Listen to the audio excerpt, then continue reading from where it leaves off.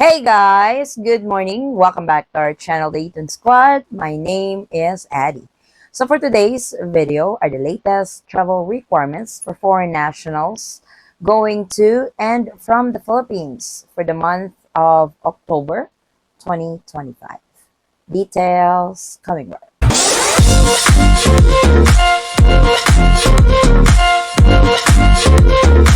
So it's the new month. Let's update the travel requirements for foreign nationals who are going to the Philippines or departing from the Philippines for this month, October of 2025.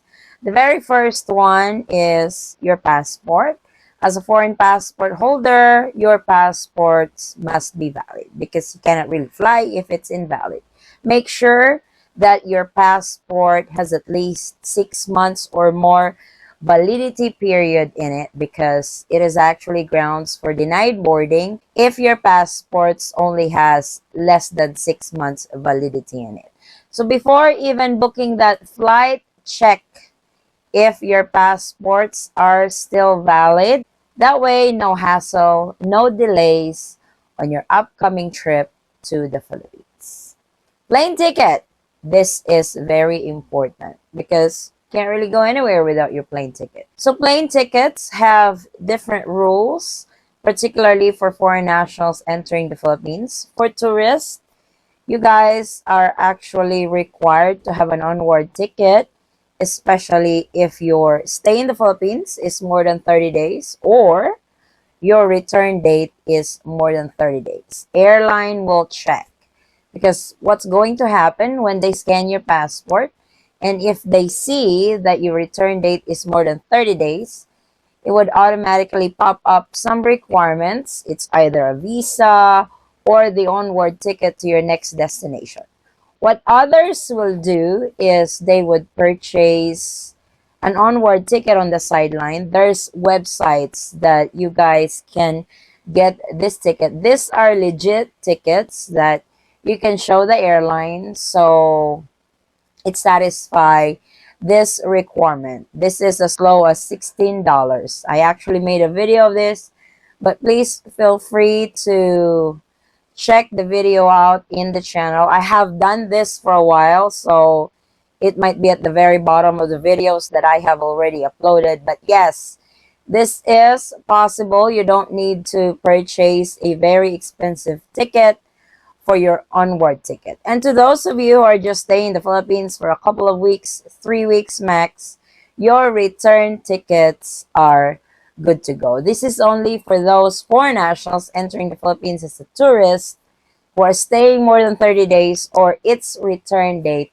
is more than 30 days. For residents like 13A and SRRV, this is not required because as a resident of the Philippines, they have their PRA ID. For SRRV holders and ACRI card for 13A, they can actually fly to the Philippines on a one-way ticket. Just don't forget your IDs for these specific categories. For those foreigners coming from the visa required countries, unfortunately, you would have to have a valid entry visa before you can travel to the Philippines. Outside of that, this is the norms. This has been going on even before the pandemic. Onward ticket is very important, particularly for foreigners entering as a tourist. But remember, this is only if your return date is more than 30 days or you're staying in the Philippines for more than 30 days. E-travel, I know this is October already, and we made an update before that they're going to replace this with a different program, the facial recognition and stuff, but this has not been implemented yet. It's still on the works, but they haven't really announced anything. And until then, e-travel is still required. For foreign nationals, foreign passport holders, this is required, especially if you are traveling to the Philippines. Do your e-travel registration within 72 hours prior to your departure. Do this 3 days prior, 2 days prior, or on the day of your flight before you head to the airport. That way, this will not cause delays on your port, because airline staff are actually checking mostly random checking, because as soon as they scan your passport, they can actually see it on the system that you have registered. So don't be wondering if for some reason they did not ask a travel from you, because like I said, they can already see it in the system that you have registered. So it's best to always be prepared and register with e-travel when you are traveling to the Philippines. For departure for foreign passport holders, e-travel registration is no longer required, because this is only required for Philippine passport holders. So please take note, foreign passports, arrival to the Philippines, e-travel is still required. Departure from the Philippines, e-travel is no longer required.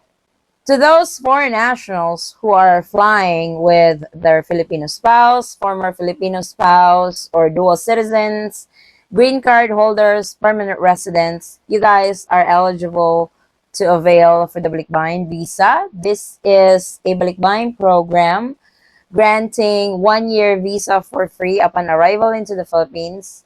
Just make sure that, of course, you are traveling together and get processed together at the immigration, because there was an instance that the husband stand in line on the foreign passport lane, then the wife stood in line in the Philippine passport lane, and the foreign husband was not granted with 1 year Balikbayan visa. So it's important that you guys are processed together, so the Balikbayan privilege will be granted to you, especially if you are staying longer in the Philippines. That's 1 year visa for free. You don't need to pay anything for it.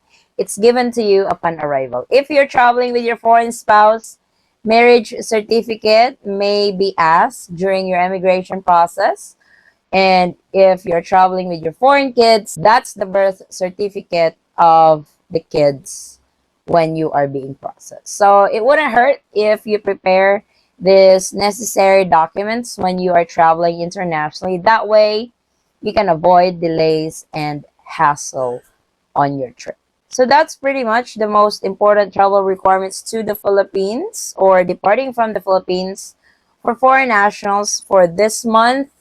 Other minor ones are travel insurance. That's optional. That's really up to you if you want to get it.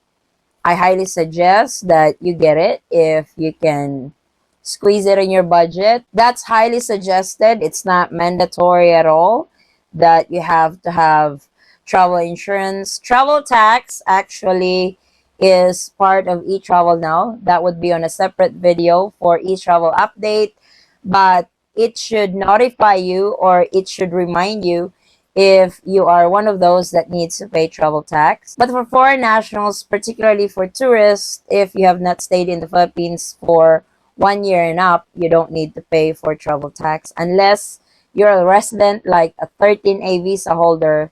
Travel tax is actually required. SRRV, 1 year and up also for duration of stay in the Philippines. For ECC, exit clearance certificate, this is for foreigners who have stayed in the Philippines for more than 6 months.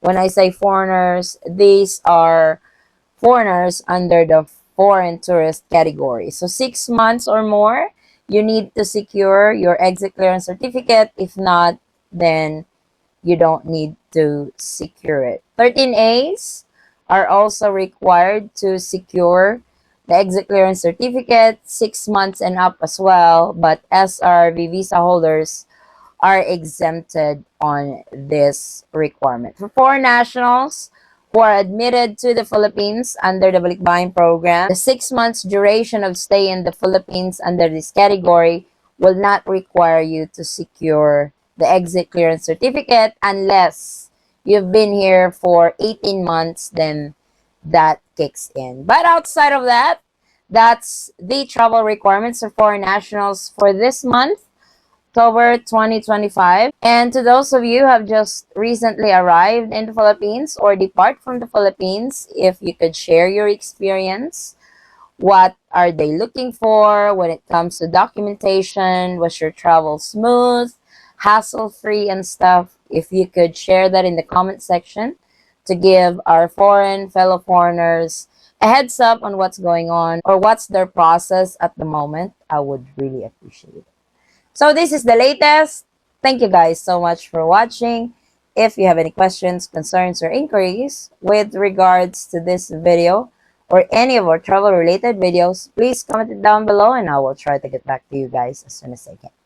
Again, guys, thank you so much for the continued support and trust to our channel and to our family. I hope to see you on our next travel update. Stay safe, stay healthy, and God bless everyone.